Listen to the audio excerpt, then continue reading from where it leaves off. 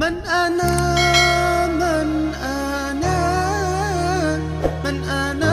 Pemerintah Kabupaten Pidi bekerja sama dengan Panitia Pengajian Bulanan Rabitah Taliban Aceh Kabupaten Pidi akan mengadakan pengajian tastafid dan zikir setiap awal bulan. Insya Allah akan dilaksanakan pada malam Jumat 2 Januari 2020 pukul 20 sampai dengan selesai sholat Isya berjamaah bertempat di Masjid Agung Al-Falah Sigli. Pemateri Tengku Haji Muhammad Amin atau Ayah Cotrung. Beliau adalah Ketua Tastafi Pusat.